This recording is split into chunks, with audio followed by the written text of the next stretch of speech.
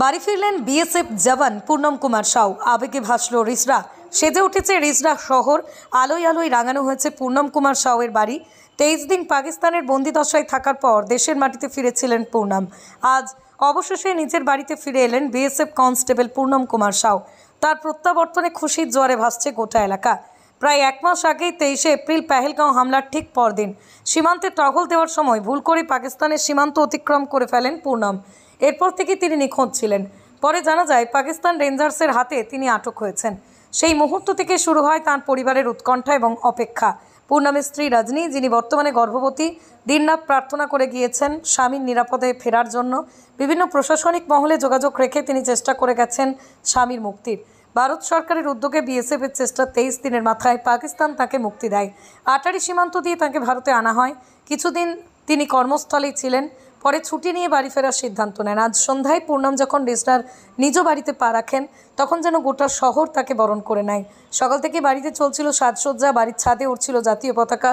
প্রতিবেশী আত্মীয়রা তাকে স্বাগত জানান ফুল, ঢাক, ঢোল, গানের মাধ্যমে। ছোট থেকে বড় সবাই রাস্তায় দাঁড়িয়েছিল পূর্ণমকে এক নজর দেখার জন্য। ঘরের ছেলে ঘরে ফিরে এসেছে, এটাই তো আনন্দের।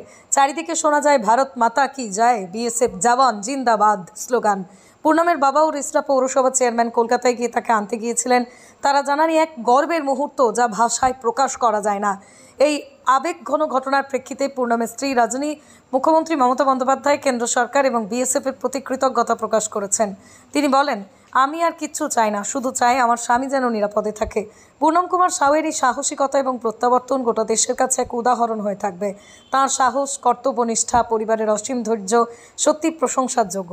শরীরের যে কোনো ব্যথা, মেরুদণ্ডের সমস্যা, কোমর ও হাঁটুতে ব্যথা, হাঁটতে সমস্যা দূর করতে আজই চলে আসুন শিওর কিওর থেরাপি সেন্টারে। এখানে ডাক্তার ও অভিজ্ঞ নার্স দ্বারা অত্যাধুনিক যন্ত্রপাতির মাধ্যমে লেজার থেরাপি, টেন্স থেরাপি সহ ইউএসটি থেরাপি ও প্যারালাইসিস রোগীদেরও থেরাপি করা হয়। আমাদের ঠিকানা দহরকুন্ডু, বটতলা, আরামবাগ, হুগলি। যোগাযোগ নাম্বার 8617454644।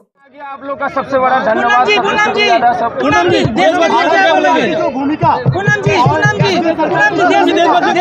इंडिया आगे था और आगे रहेगा। बहुत खुश हूँ मैं, अपने माँ पापा के पास पहुँचाया, अपने वतन वापस आ गया।